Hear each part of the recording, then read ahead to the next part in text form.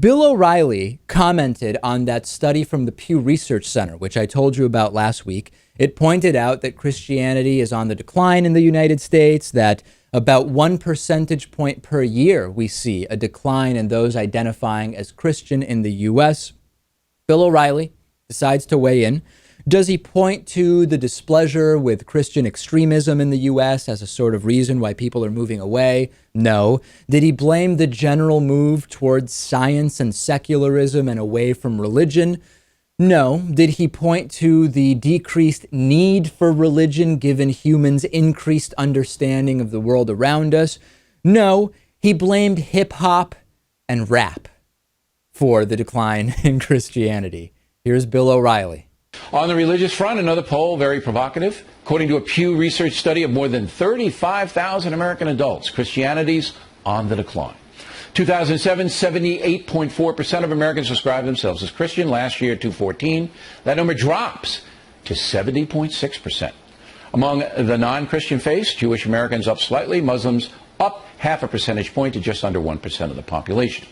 However, the biggest growing segment of religion, those who reject it. Atheists, agnostic, nothing, up 50% to 22.8% of the population now. So what's happening? There's no question that people of faith are being marginalized by a secular media and pernicious entertainment. The rap industry, for example, often glorifies depraved behavior, and that sinks into the minds of some young people, the group that is most likely to reject religion. Also, many movies and TV shows promote non-traditional values.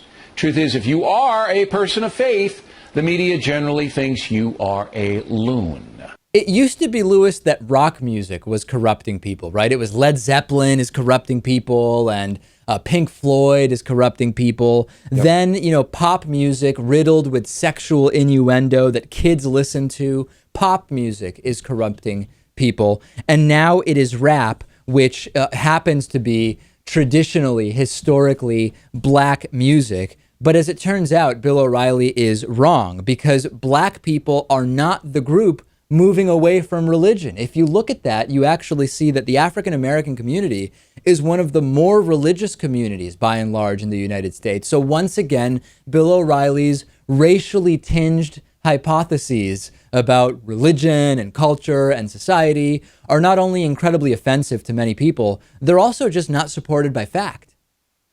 And he looks for really easy answers to complicated questions. He's basically saying that television, rap music, movies are things that are preaching non-traditional values, right? And that is what's causing this change. I mean, I think that's just it's too easy. It's just a cop-out. The causality in O'Reilly's mind is young people listen to rap music, they hear descriptions of depraved behavior, it sinks into their minds, and then they bail on religion. I mean, it's a really nice and tidy hypothesis that he's wrapping up with a bow for us.